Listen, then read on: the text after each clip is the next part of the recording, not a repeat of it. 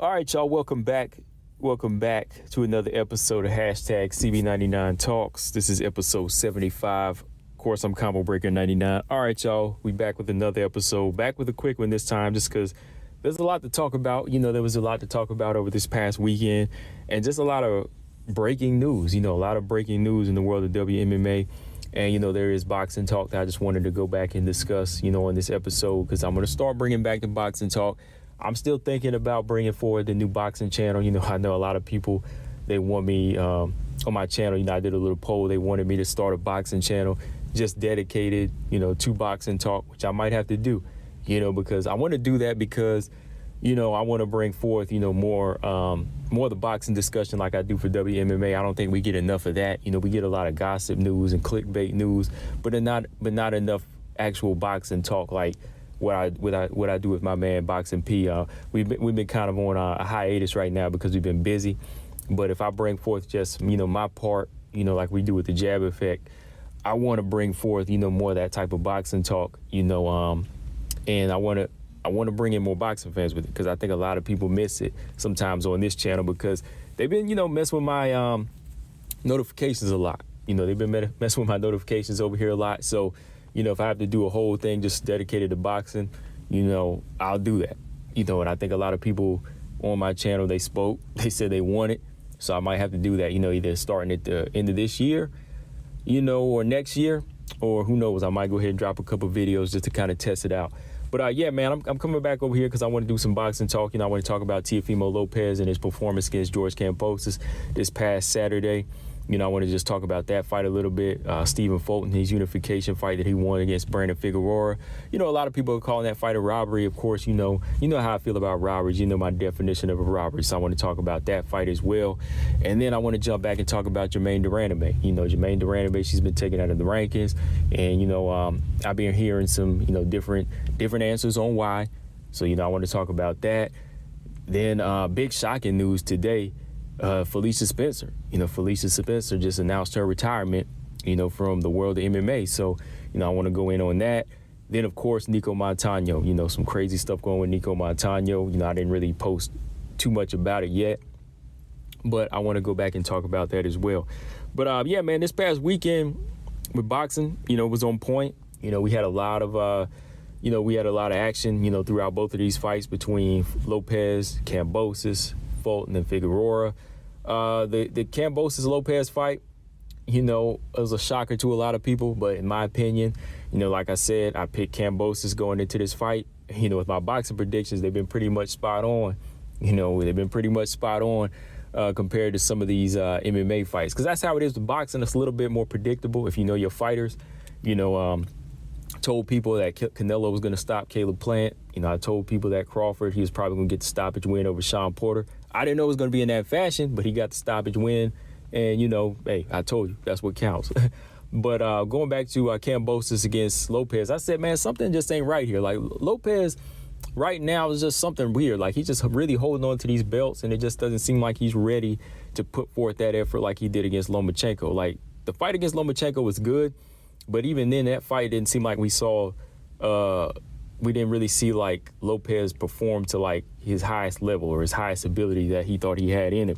And, since then, it just took him a long time to get back in the mix. Now, I know he had the C-19 scare like everybody else, we've been seeing in the world of MMA, but he hasn't really talked about he hadn't really talked about defending his belts or trying to make a legacy. You know what I mean? Like, when it came down to fighting guys like Devin Haney, he said Devin Haney wasn't a good fight. He didn't need that belt. He was undisputed. He just kind of wanted to walk around and wear the belts and just kind of, be that guy that said, okay, I won the belts, and now, look, I'm wearing them. So, look, if you want to fight me, look, my stock went up. I'm a diva, right? That's kind of how he's been since he's won the belts. And I kind of felt that energy was definitely not going to translate against a guy like Kambosos who's been working.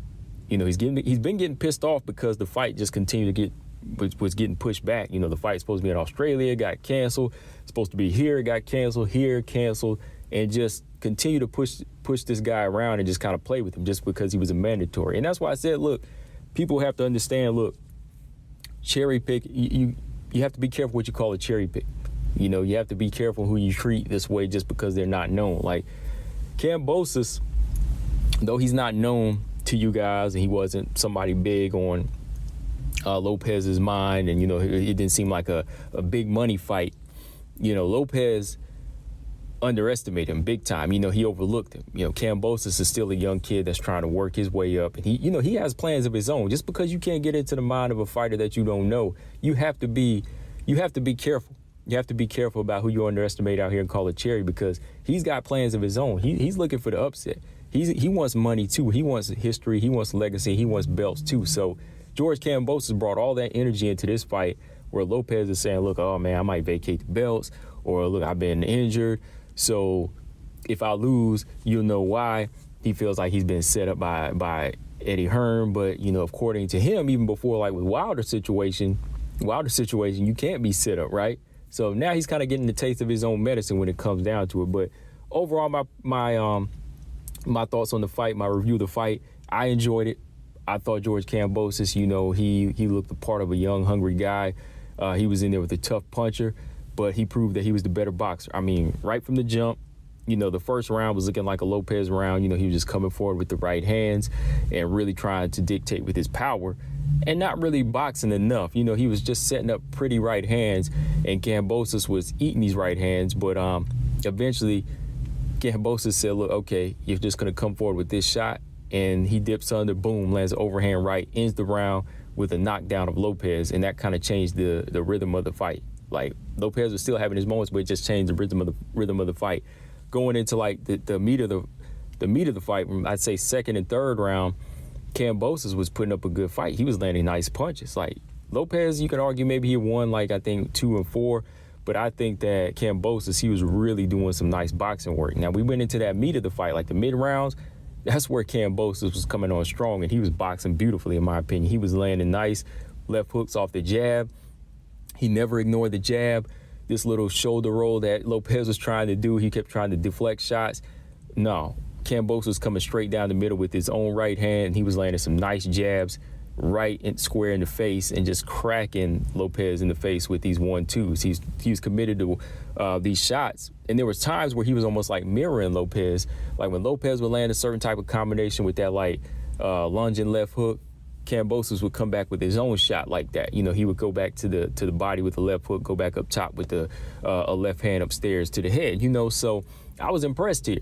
Now Lopez, he was always game because he was still landing on Kambosos, but Kambosos, he walked through a lot of these shots. He took a lot of steam off of them, and at the same time, he was just durable. Because like I'd say 6, 7, and 8, Kambosos, he was landing some good punches. He was taking some good right hands from Lopez, but Lopez was just kind of behind. Like he was just fighting behind Kambosos. While Kambosos landed more quality shots in volume, Lopez picking his little shots here and there, thinking he's going to score the knockout. He thought he had the power going into the 9th round, but again, outboxed by Kambosos in 9. And then this is where I thought the fight did change at first, because I said, okay, this guy does have the equalizer, and boom, he lands a good right hand and drops Kambosos. But something told me, I like, okay, Kambosos looked like he just got woke up here. Like he's on wobbly legs. He knows he lost the round, but it looks like he's just going to sharpen himself up, and he's just going to, he's just going to wait. He's just going to catch his breath and wait. So what does he do? He lets that round go, goes into it 11 and 12, gives it his all, and boxes nicely. He comes back. Most guys would have just laid down to Lopez, but that's why I'm saying Kambosos, you cannot count him out. The guy came back in 11 and 12, won the championship rounds, won like a good majority of the meat of the rounds, just with some nice boxing and just really, really showing you that Lopez is not that hard of a puncher, and he can take his punch even if he does give it his all, and he's going to outbox him. So the championship rounds for sure went to Kambosos. I had it like 8 rounds to 4. You could probably say 9 rounds to 3. I mean, some people are going to argue that, but I think it's like 8 rounds to 4, 9 rounds to 3 for George Kambosos. I really couldn't give Lopez much, except, of course, the guaranteed round I gave him was the 10th round where he scored a knockdown, right? So, yeah, I had Kambosos up. The fight was a split decision, as y'all see. But Lopez want to argue saying he won the fight. Of course, the crowd didn't agree with that. They were booing him, and they were booing him for good reason, man. Because I said, okay, like, hey, man, like, you didn't train right, or you just got outboxed and you didn't have the plan B to beat this guy. Why are you going to try to take away this guy's shine now. You know he did the work, right? But other than that, you know, his father, to me, was really a big part of it, too. You know, he kept saying, okay, his son won. They thought he did enough. You know, just let the guy have his shine. Just let the guy have his shine at this point. If you didn't do the work, y'all were out here playing around too much, just let it go. Y'all talk about Deontay Wilder not knowing how to let it go and calling Deontay Wilder a B and all that. Now you know how it feels.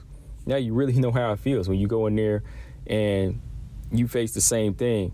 It comes back on you. That's what I'm saying. Like, these guys out here, they kind of feel themselves too much, especially this younger generation. You know, this younger generation, they just kind of feel themselves too much, and they just play like that. So, all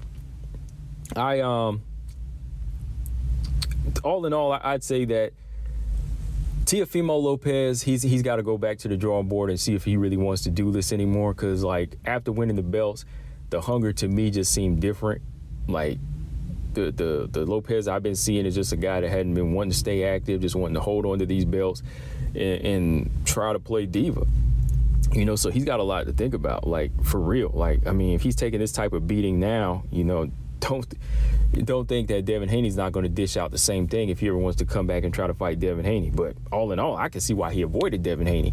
You know, for real, like, he really did avoid Devin Haney. I don't know about y'all, but to me, Lopez avoided Devin Haney, and I can see why now, because Devin Haney would have sliced him and diced him, for sure.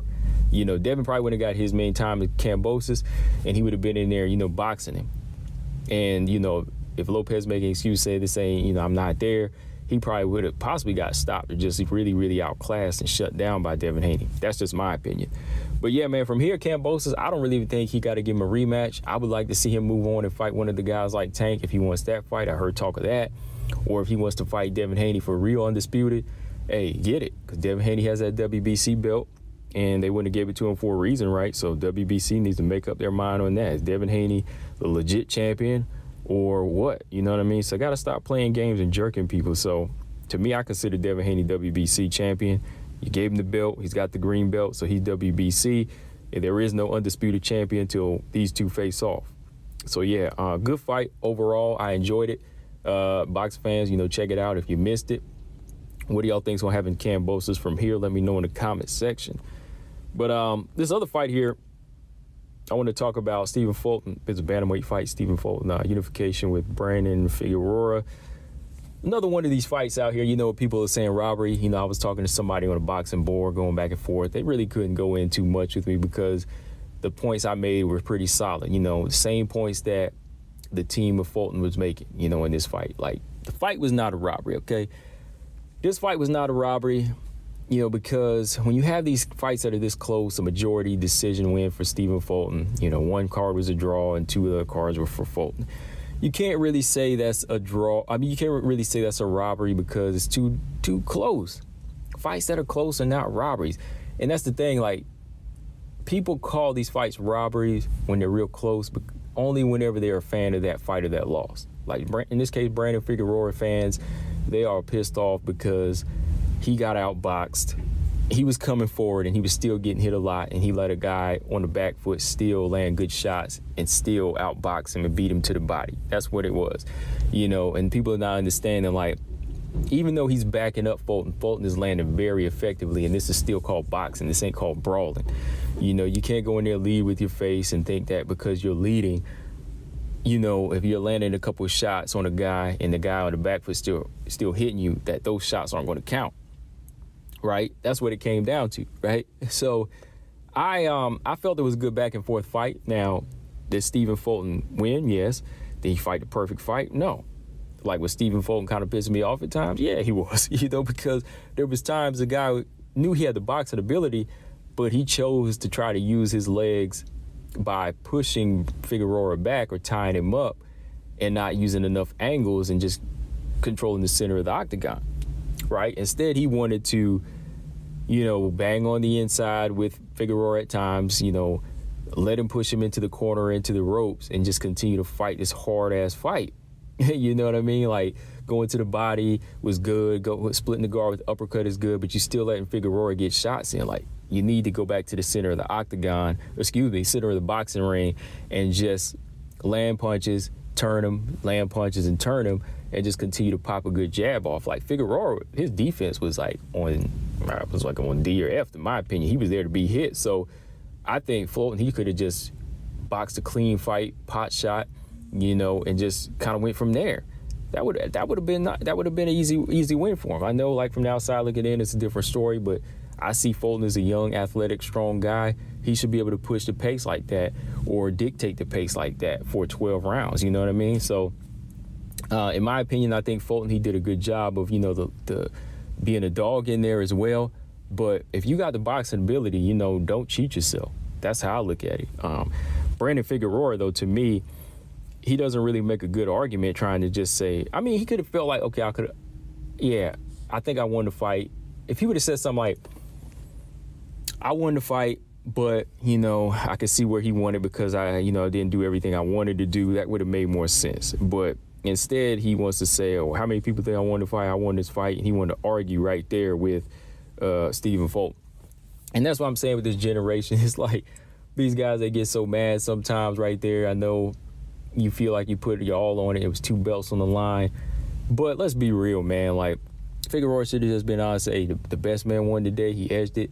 Let me get a rematch. Fulton said he would run it back with it. Fulton said, look, Fulton was breaking it down like I was. He was like, man, you just kept coming forward. You still getting hit a lot. I'm still hitting you in the back foot. He's breaking it down like he was watching the fight himself. He already seen the playback. You know what I mean? Fulton was breaking it down. And that's why I'm saying, like, Fulton is landing good punches on the back foot. He's hit the uppercut. He's in the body.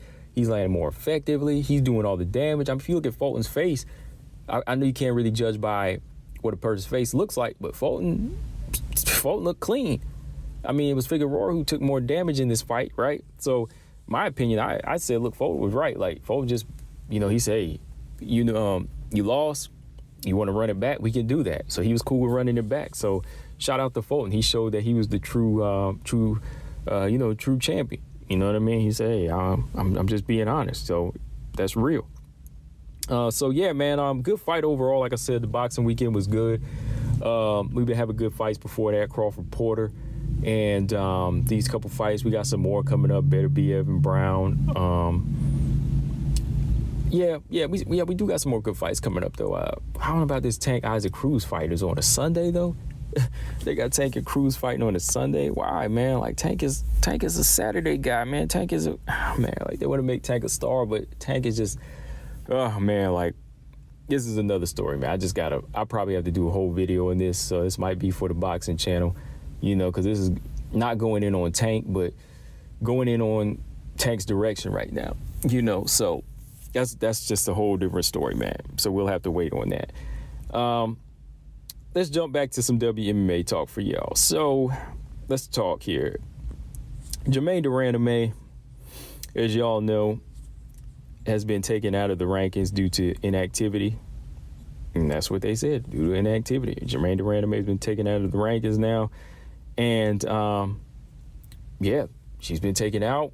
And it's got a lot of people asking questions. Like I said, I did a video, but a lot of y'all hit me up behind the scenes. I had a lot of people ask me for real, like DM me on Facebook, on IG, even on YouTube. People asking me if I knew about this. And, I guess it was a shocker to everybody, because I think the reason it was a shocker to everybody was because the UFC is usually pretty lenient, whenever it comes down to a fighter being inactive. They tend to let them hang around and stay in the rankings. For example, Joanna, the best example, Joanna, Felicia Herrig, Aspen Ladd, all those fighters that suffered injuries, they had been in the rankings for more than a year and some change, going on $2 for some of y'all, right? But as y'all know, Germaine de Randamie, she was supposed to, Germaine de Randamie, her last fight was back in October of 2020, right, against Irene Aldana, who she submitted in the 3rd round to secure her #1 spot. First submission win for first submission win for Germaine de Randamie too, right? That was her first guillotine choke in the game, showcasing her, evolution. So she was supposed to come back and fight, I think, mid 2021 against Irene Aldana. She suffered an injury. I think the fight was rescheduled twice, maybe once or twice, but she was never able to come back. So now the UFC, they choose to take her out because it's been about 13 months now since she last fought. But in my opinion, it didn't really seem that long, just because she was still kind of in the mix. You know, she was still out there a little bit talking, and, you know, we've seen her trying to train and stay active, even went on her IG. You know, I brought up the evidence. I said, look, she's still training. Back just a week ago, she posted up that I'm still fighting. I'm not hanging anything up. This is in my blood. This is what I do for the past, over a decade, right? She still posted that up. So with all that information and what we've been seeing with her, it just kind of seems weird. And I do understand why people find it more shocking, because she suffered this one injury, but she didn't say, I'm not coming back because the money's not right. You know, I'm not coming back because they're not giving me the fights I want. She's not just calling her own shot. She suffered an injury, right? So she's been out for a little bit. So I just do find it weird that they kind of attacked her faster than they did the other fighters like Ladd and Joanna and Felicia Herrig. You know what I mean? Like, they're letting Joanna stick around since, what was her last fight? Was February last year, right? So that's almost 20 months now. A couple more months, we'll be coming up on, for sure, 2 years for Joanna since her return. She won't be returning till March of 2022, which will make 2 years for Joanna. So they finally taken her out. So my guess is that maybe they're just going to start acting quicker on inactivity now. That's my guess. I don't know. You know, but I just did find it kind of weird, especially when Germaine Randamie still seems like she wants to fight. But at the moment, I don't think they have anything scheduled for her. You know, it doesn't seem like she does have anything scheduled. She's just taking her time coming back. But, of course, some of y'all have brought up the fact that Germaine Randamie has not been vaccinated yet, and she's still in her country, and she's choosing not to get vaccinated. You know, so if that's the reason why, you know, that might be a longer holdup. So that probably was a reason why. Maybe she went on and said, hey, it has been a year, and with this vaccine, I'm still not sure if I want to. So if I can't and I can't return, go ahead and take me out. Maybe they agreed on it, because there was another journalist who did put out on Twitter, it's all over Twitter now, saying Germaine Randamie has not been cut. She's just been taken out of the rankings due to inactivity. She has not been cut. She's still under UFC contract, right? So that's good news. But her being taken out so fast did kind of make us, again, it wasn't fast. It was just faster than the other fighters we're gauging her against. But since she has been out a year and a month, technically that would be the right protocol to take her out, right? If you're just basing it off of what she's been doing. But, you know, with her being out, maybe she did just say, okay, I'm out on injury, or it might be the vaccine thing. So, hey, take me out till I make my decision, right?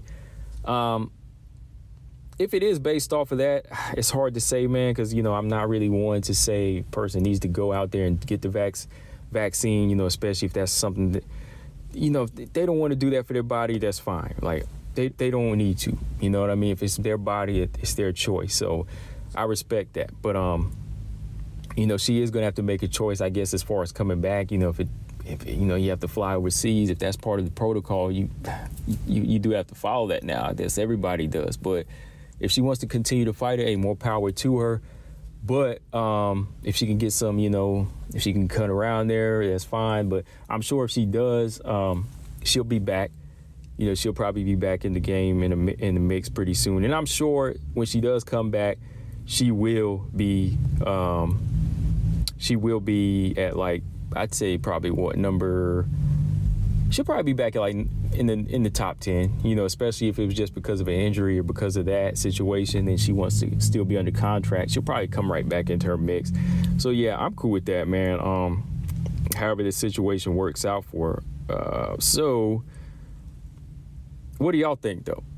Like I said, if it's the vaccine, you know, she's going to be over there. What do y'all think? Do you think she should go ahead and get it, continue to fight it? You know, do you think they'll work something out for her? But from her words, too, you know, even on her IG, you know, she's not going anywhere, though. You know, she's still in the contract and she will come back to fight. So for her, that's good news, you know. Let's see here. I'm just double checking on any other updates on her real quick. Yeah, that was pretty much all I seen on her, though. You know, I think, though, you know, for her case, you know, GDR, you know, as far as getting the vaccine at this point. I don't really, like I said, I believe some people need to get it, especially if you work in the medical field. I understand that now, especially being around a lot of people who have gotten it. But, there are a lot of people who have got it, who have got the vaccine. But at least this helps you. This helps cut down on chances, especially if you're going to be around a lot of people. And you have seen that a lot of MMA fighters have been pulling out because of, C-19, So I don't know if you're going to be around a lot of people in this situation and you have to look out for other people, it comes down to you having to get it. But again, if you follow whatever protocols you're following, you're getting the test every day, getting that daily test. If you're prepared for that, then I think you can be exempt from a vaccine if that's what you want to do. You just have to make sure you're up on yours and, taking care of yourself and your body and making sure that, you're not spreading anything to anybody else. So to me, I understand there's certain situations where healthcare workers have to, but trying to force it on somebody and keep them locked in the country, I don't really agree with that, though. I really don't agree with that. I just don't. I just really don't on that. But let me know what y'all think, guys. What else? What else we got? Let's jump to this next topic here before I let me see. Okay, there we go. All right, so next topic, y'all. Some shocking news. Shout out to Marcus Bell. He had sent me this earlier, about a few hours ago, and it was from FightBananas.com. An interview done by FightBananas.com of Felicia Spencer. And shocking news, man. Shocking news. Felicia Spencer, former featherweight contender, announced her retirement today. She announced her retirement from the game. She's done with it. She wants to, she wanted to get out at a reasonable age, and she wants to focus, more on her mental health. Much like, we talked about Roxanne the other day. She said she's pretty much done whatever she's wanted to do. And, she's done competing now. She's done competing, and, she wants to move on now. And so let's go ahead and read through the article here. So this is what she had to say. I have decided to stop pursuing this opportunity and have no intention to continue fighting. I felt as good as I've ever been in my last fight. And I know I could have had more great performances, but after 18 fights, including a few years, I know in my heart for my future mental health that I shouldn't be in more of those wars. All right. So she said, I'll read it again. She said, I have decided to stop pursuing this opportunity and I have no intention to continue fighting. I felt as good as I ever been in my last fight and know I could have more great performances, but after 18 fights, including a few wars, I know in my heart for my future health that I shouldn't be in more of those wars. In the fight game, that isn't guaranteed, and I've showed myself that I won't give up in the cage, so I need to protect myself by not just stepping in there. I'm thinking about myself and family 25 years from now. Mental health is an important consideration in my family. All right. I mean, you couldn't have really said it any better, right? You really can't say it any better right now, especially like she said, for a fighter at her age. She's been doing this since her 20s, and, she's going to be, getting up in age pretty soon. 31, of course, that's kind of like prime year for an MMA fighter, like I said. But if you've been in wars and you've been tested, throughout your 20s, you've been going back and forth a few times and you have a high record like she does, 18 fights, age will start to catch up on you. Age will start to catch up on you. And 31 for her, I think it is time for her to go if she feels that way. You know what I mean? Like she said, she competed on the highest level. She's fought the best. She's like she said, some of those fights were wars. And she's competed at the highest level she felt like she could reach, Nunes and Cyborg, right? So she competed at that level. There's really no need to go on anymore, right? Especially when you think of the future. And that's why I talked about, my Roxy video I did a few days ago. Like, people have to understand, like, this is a young man and young woman sport. This is a sport where you have to think of the future. You know what I mean? You have to think of the future. You have to think of your end game. What's your major goal? Like, what do you really want out of the sport? Do you just want to go in there, get pounded in the hamburger every night? Or do you really want to go in there and make a brand for yourself exit the game as one of the best? You know, do you want to be seen as somebody that's like a true martial artist, or do you want to just be seen as a brawler? You know what I mean? That's why they call this mixed martial arts, because it is the sport of showing who the best mixed martial artist is. That's why when people talk about a fighter going in there and making fights one-sided and being just too dominant or being boring like that, they don't understand. Like, a true mixed martial artist doesn't give that person the edge. You know what I mean? This is still a game of chess. So the best chess player, they checkmate just like that without taking any type of punishment, right? That's what it's all about. It's making the right moves so you can exit the game as far as, you know, in the octagon, in the business part, and you can come out the winner with the crown, right? Right? That makes sense, right? So for Felicia Spencer, she never got the crown, but at least she knows her level. Like, okay, I did try for it, you know, and I have been in all these wars, or I have been in a few wars, and I have reached this certain level. But now that I know I'm getting to that age where I can't compete like I was when I was 23 or 24, it's time to go. It's time to go. She still sees it as like I said, like a school. You know, it's like at college. You can't be a career student forever, right? You need to pick your career and get on with it, right? So she's probably said, okay, look, I've been here long enough. I've learned all I could learn. I've reached my highest level. I reached my ceiling. So let me go on to the next part of my life. You know, that's what people have to understand. Fighting is not, it's not your 20s, 30s, 40s, and 50s and 60s and so on, right? You should go in it with the mind frame that it's a 20s thing and part of a 30s thing, but know that somewhere along that midpoint, you have to know what you're gonna do after the game, right? Like, am I gonna have enough money to support me? Am I gonna start saving my money? Am I gonna start saving those fight purses from 23 on to make sure I don't have to work anymore after 35 or something like that, right? Or am I gonna just blow the money and after that I'm gonna have to make sure I have to have a second career afterwards, right? So there's a lot to think about there. There's a lot to think about because you never know. Even like she said, like, it's a gamble now. It could be a gamble now, like, yeah, she made it out, but hey, what if she wants to come back for another fight and boom, she gets hurt? You know what I mean? Like, it could have happened early in her career. So now she's just like taking her chips and leaving.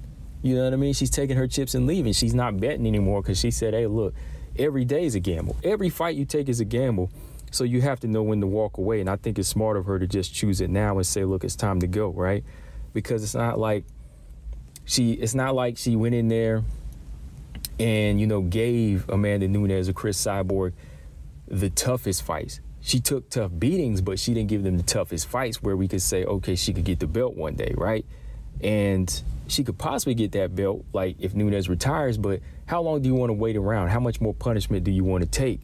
You know, if there really is no division and there's really no time period of when Amanda Nunes is leaving, right? So Felicia Spencer, when it all comes down to it, she's doing the right thing. She's doing the right thing if that's what her brain is telling her. If she's thinking about mental health now, when you start thinking about stuff like that, then yeah, it's time to go, especially when that's something you really want to focus on. I think it's time for her to go. I think a lot of fighters should start thinking of that because it takes me back to even like boxers like Germaine Taylor, who stayed in for a while. The guy, you know, back in the day, he was a stand-up guy. You know, he was champion. But after he lost the belts to Kelly Pavlik, like back in 2007, his life just took a different road because he was taking a lot of punishment. Like in those two fights with Kelly Pavlik, Jeff Lacey fight, Carl Froch fight, Arthur Abraham fight. Like, he took a lot of punishment throughout his career. And then I remember he suffered like a brain bleed. And from then, he was just never the same person. Like, shout out to my man Boxing P. We're supposed to do an episode just talking about Germaine Taylor. And as y'all know, he's been having a lot of trouble with the law throughout the past decade. You know what I mean? And that's a part of mental health that she's talking about. Sometimes these things can, like, you know, taking punishment, it can do something to your brain and turn you into a whole different person. You know what I mean? So mental health is very, very critical. It's very important. And if it's time to go, it's time to go. I think she's doing the right thing, man. But yeah, a lot of these fighters need to think that way. I'm glad Roxy is. She's seeing signs of it. JoJo Wood, I hope she sees the signs and say it might be time to go. Some of these other fighters that just go in there and take punishment with these records where they get beat down, they need to start rethinking things. And that's what we talk about over here. You know, that's why I talk about it over here on my channel, is the fact that these fighters, they got to stop thinking of just being a fighter. Like, they think that's all it's about. Like, oh, I'm going to fight till the day I die, or oh, this is what I do. What are you going to do for your family if you're in a wheelchair? Like, what are you going to do if your vision's impaired, if you lost your eyesight? Like, what are you going to do when they're taking care of you? What are you going to do when they have to spend their lives taking care of you? Do you want your family to have to take care of you and spoon feed you like that and have to have 24-hour care? No, like, you can't go in there thinking that way. Like, if this cuts back on the fight of the nights, then so be it. You know, if fighters want to listen to me and then they want to start fighting boring fights, fine. That's what it all comes down to. Like, when it really comes down to martial arts, like, if you want to see fight of the night, go to a club or something, start a fight. That's what it comes down to. Like, if you really want to see, like, people just throw down and just bust each other up and get cut up, hey, go down these streets sometimes. You know, you might actually, you get a ringside seat, or you actually might be fighting that night. You know what I mean? So that's what it comes down to. Like, to me, when it comes down to the skill of martial arts, I like to see the chess match. I like to see the performance where the fighter is trying to take the least amount of punishment. Now, I know they call this as a fight, but it's still a fight to stay disciplined. It's a fight to hold back. You know, it's a fight to hold back whenever your opponent gets the best of you once, and you have to reset and rethink your strategy. You know what I mean? Like, instead of letting go and just, you know, taking 6 punches to give 1 or give 2, like, is that really worth it? No, why? You know, it's time to reset and just rethink a strategy and just attack, you know, with the perfect execution. That's what martial arts is to me. And I think if a lot of people take that approach, then yeah, of course there would be less brain damage, but, you know, less damage done. But if you're not going to think that way in the meantime, you know, these fighters out here, they have to kind of switch gears and say, I'm going to enjoy this now because, you know, I can only do this for so long. But I got to think of the after, like, okay, when am I going to get out of this? Because the slower I get, the more I'm going to get hit. If my defense ain't on point, I'm going to get hit more. So it's time to start thinking of an end game. Like, we got to. I brought this up with Miranda Maverick. You know, Miranda Maverick, you know, she said she doesn't see herself fighting well into her 30s either, you know. So I can see her as a fighter that wants to go for the belt at some point, you know, which is good. Like, that means she's probably working harder than the other fighters, right? It's good to say, hey, look, I have an end game. You know, it's fighting Valentina, it's fighting her for the belt because I'm not a career fighter. You know, you stick around and be a career fighter, who knows what's going to happen to you, right? So, again, it's just all about knowing your limit, you know, knowing your ceiling. And I think that Felicia Spencer is making a good choice now, you know. We've already seen her in there with 2 of the best fighters in the world, and we've seen what she could execute and what she couldn't, you know, so why not? When it comes down to it, why not, right? So shout out to the phenom, Felicia Spencer. Let's just kind of go down her resume here. You know, we can look at some of her key fights here that put her on the map and made her one of the biggest threats. I mean, she had a good amateur career. You know, she defeated Macy Chiasson, just so y'all know, in her amateur career. You know, she was able to defeat Macy Chiasson. Then I remember when she hit the scene in Invicta, I was like, yo, like, her very first fight was in Invicta, and she was, like, blowing through girls. Like, she brought this energy about her. She was, 1, 2, 3, 4, 5, 6, 6-0 in Invicta. And that last fight was to win the featherweight title with a 4th round rear naked choke over Pam Bam Soros. And I remember watching that fight. Then she jumps into the UFC, makes her debut against Megan Anderson. Chokes out Megan Anderson in 1 round. She put the pressure on her. Earned that fight against Chris Cyborg. That was a 3-round fight, right? She fought Chris Cyborg, lost a lopsided decision. That was a big beating she took. Bounced back with a win over Zara Ferrer-Santos. And that was her last win. That was her last win of 2020, February 29, 2020. Zara Ferrer-Santos, she defeated in the 1st round. From there, she lost a lopsided decision to the champion, Amanda Nunes. And then she lost to Norma Dumont earlier this year. Okay, yeah. So she went 2 in a row. She lost 2 in a row. Then she won her last fight, which is the 3rd round stoppage over Leah Letson, who was also making her return after 3 years off. So that was her last fight, and that's what she wants to go out on, you know, with the W. And I think for another reason is because there really is no direction in this featherweight division. Like, the featherweights just kind of fight. They kind of fight whoever. That really wasn't a good fight for Leah Letson. Leah Letson to come back in there after 3 years to fight a tough fighter like Felicia Spencer. That was a tough fight. That was too much of a fight for her. So that's an example of them just fighting, just out of order. Felicia Spencer, she's done her thing already. She's fought two of the best. She's fought all the featherweights pretty much in the game, that they have to offer. I mean, another choice would be to go to Bellator and go from there, but she doesn't want to do that. She just feels like, hey, my flame is gone. The UFC was a much higher level than Bellator to her. Even without the featherweight division, she could say she fought the best.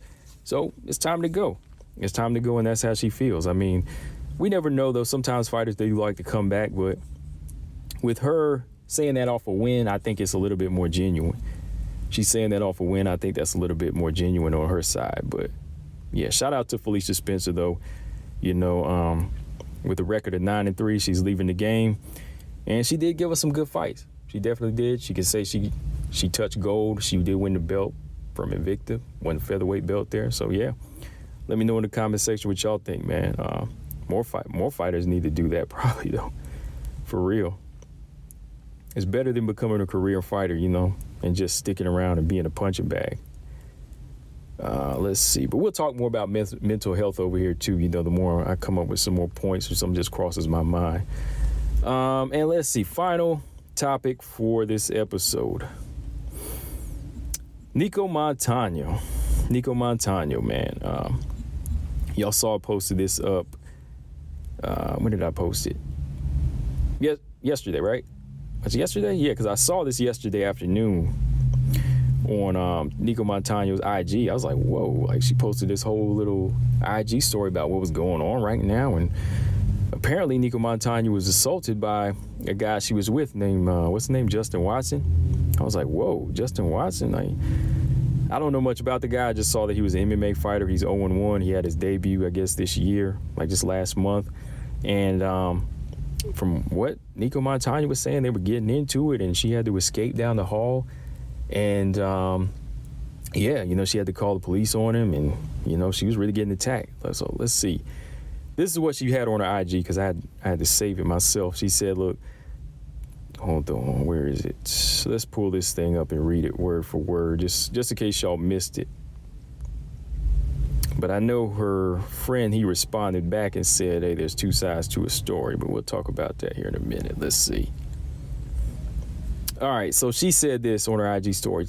Tonight, he stood on my neck, he stomped my face, and then kept kicking me and shoving my hair into his fist. In the corner of the bed frame, I got away for a second to run down the hall naked, screaming for my life as he tried to drag me back by my hair. Luckily, someone from the hotel heard my screams and came to my rescue. Wow. And that was all about this guy named, let me see, I say Justin Watson, right? And since then, he had responded.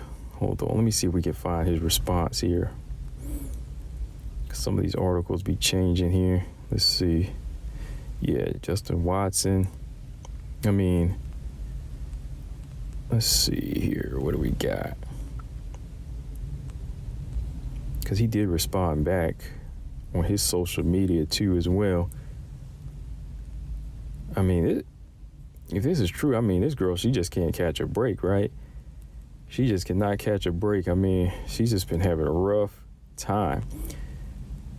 Okay, yeah, this is the whole thing. Okay, he said, tonight, Justin Watson, because they took out the name in the other car, said, tonight, Justin Watson stood on my neck and stomped my face in, then kept kicking me and shoving my hair into his fist in the corner of the bed frame. I got away for a second to run down the hall naked, screaming for my life as he tried to drag me back by my hair.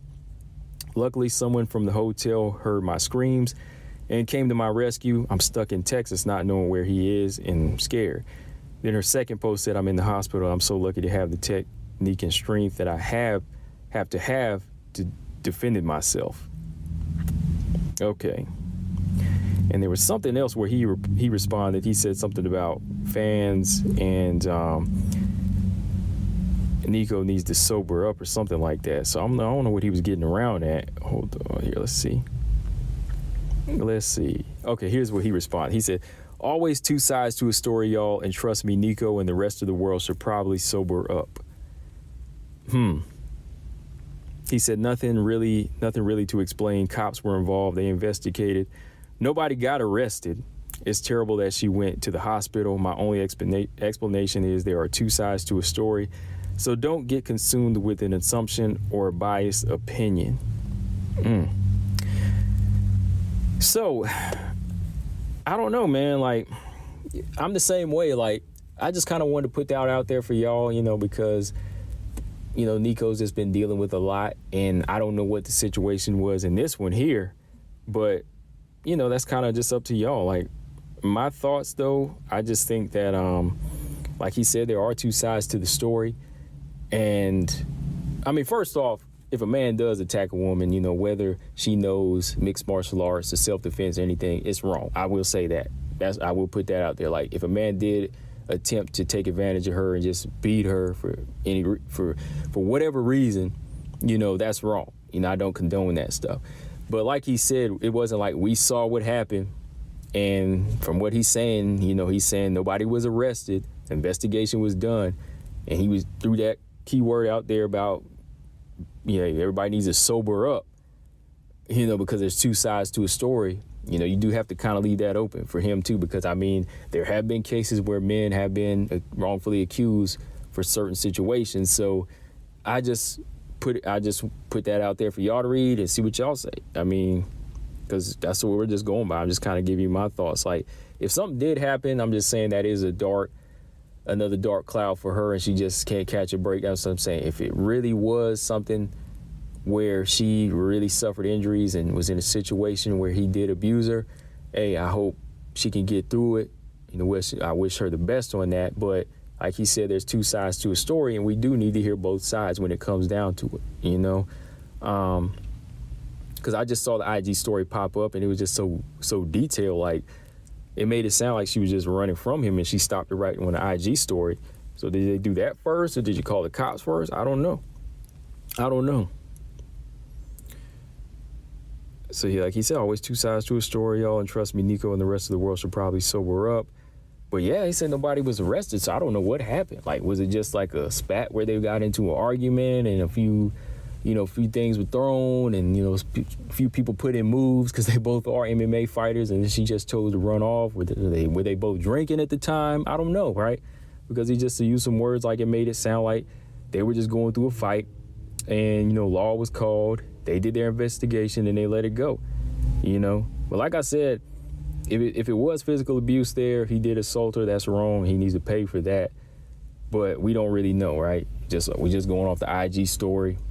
And then his words there, nobody was arrested, right? So the more I just looked into it, I was like, I'm not going to assume anything myself or make it out to sound like, oh, this one person wrong and this one person's 100% wrong. Like, so it's however you want to take it. I just thought I'd put that out there for y'all to read what else was going on with Nicco Montano from here, right? All right, so it's fight week. It's fight week once again, and we only have one WMMA fight on this weekend. Cheyenne Bays. Is it still Cheyenne Bays or is it what? Cheyenne, how do you pronounce it now? Is it Cheyenne Vilmus? Cheyenne Vilmus now? It's Cheyenne Vilmus versus Mallory Martin. This is going to be an interesting strawweight fight. Another battle of the unranks. If I had to pick in this one, I might have to go towards Vilmus in this fight. I think her striking is a little bit better than Mallory Martin's. I think Mallory Martin, she's a pretty strong, rugged fighter. But sometimes she can get a little reckless and she can get caught into submissions. But I think coming forward into this fight, I kind of lean towards Cheyenne Bays because I think, her strike is going to be able to keep Mallory Martin at bay. And if it does get to the ground, I can see Cheyenne Bays, getting the best of Mallory Martin in certain positions. But we'll see how it plays out. Like, we'll see if Mallory Martin's got that Montserrat Ruiz in her where she can put that grappling or that wrestling on Bays, right? So we'll see how that plays out. What else is going on in the world before we get off here in the world of WMMA? Let's see. So that fight is the only WMMA fight we have on this head card of Rob Font, Jose Aldo. Oh yeah, all right. I know this is a few months away, but yeah, man, looks like my matchmaking Monday is coming into play. I done talked up a fight, done talked up a good flyweight fight. March 5th, it is going down. It's going down. Jessica I is going to be making her return, taking on who? She's going to be taking on the beast, Manon Firo. Yeah, that's what I'm talking about. She's going to be taking on Jessica I, Manon Firo, the beast. Like I said, man, I just felt like this was a fight that needed to be made. Like, there's no real science in the matchmaking. It's just about being logical. Like, Manon Firo is doing well at the lower tier. She's doing better than some of the ones that she's around right now. She's number 14. She stands out there. So it's time to move her up the rankings, right? Some of the fighters around her, they already have dance partners. By the time they fight, they're going to need recovery time. Manon Firo needs a little bit of recovery time from the, C19 and the injured calf. Give her a few months off. Jessica I, she had like a bad allergic reaction, was in the ER. Give her some time to, heal up as well. We're already up at the end of the year. It's December. So in 3 months time, that's enough time for both fighters to recover and train. Boom, you have a solid, logical fight, right? And again, this is a good fight for, for Manon Firo, because she's going to be taking on, somebody that was, seen as a top contender at the time, right? Like, she was up there. So that's why I feel like this fight needs to happen. You need to start matching up the new blood with some of these older fighters that need to be weeded out. Jessica I's had her chance. She can't continue to fight or compete on the high level. Send in the new blood to weed them out. So I don't really want to say yet that she's going to be fighting a top 10 contender, because between now and March, the rankings might change. I know right now Jessica I is number 9, right? She's number 9 right now. But let's say in January or February, she might fall back. She might fall down. She might fall even further down to like 11 or 12. And she might be next to Manon Firo by then, right? So right now it looks good, though, because Manon, number 14, she's taking on a top 10 contender. We can say that now. And Jessica I, who is number 9. But like I said, don't be surprised if she drops a couple of more notches, after some of these other fights play out, like Alexa Grasso taking on Viviana Araujo. Like, Alexa Grasso could bump in there and knock Jessica I up out the mix, right? Or if Cynthia Calvillo just continues to fall due to inactivity, Jessica I could also follow, right? So we'll see. We'll see.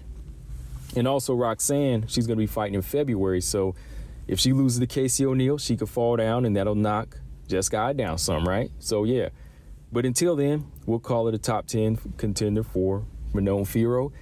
And like I said, I like this fight because it's time to get some of these older fighters out that challenged Valentina and failed, and, the new blood is just what the division needs right now to get it thriving. Flyweight division is one of the best divisions right now. It's definitely rivaling the strawweight division. It's got a lot of names here and a lot of talent.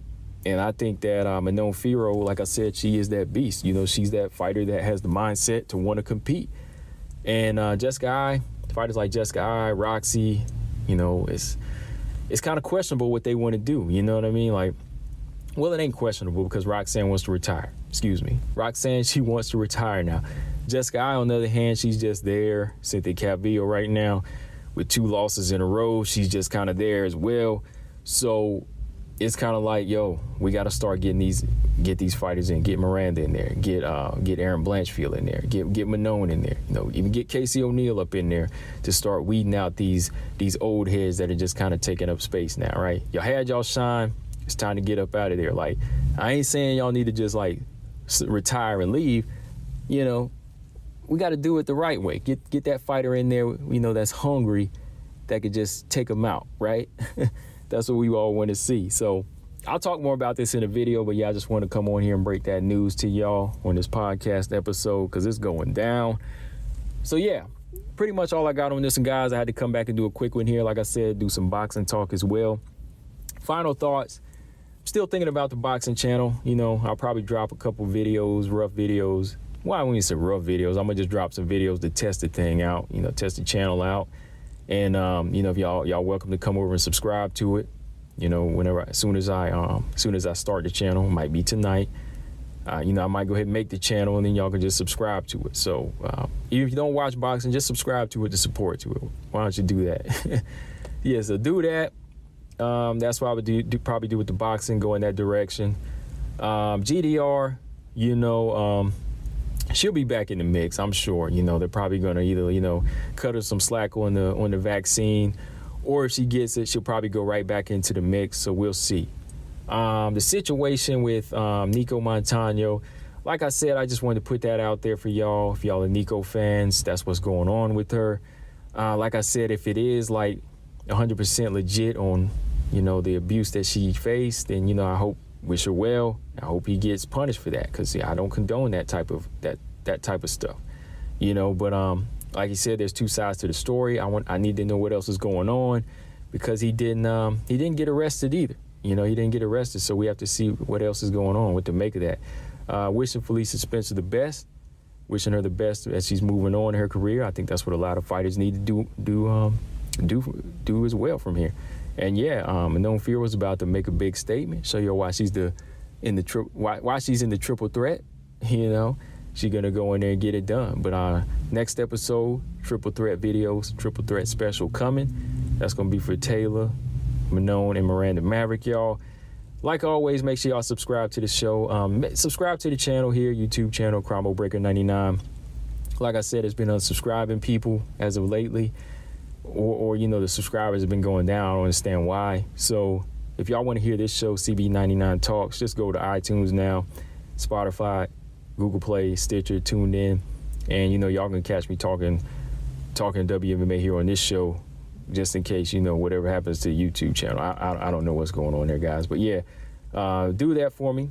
And again, like I said, Boxing Talk will be coming, Boxing Channel will be coming, and yeah, I'll see y'all probably on a live stream. I'm probably gonna jump on a live stream tonight. We'll see. Combo Breaker 99, just been real busy, y'all, but make sure y'all subscribe. I'm out. Peace.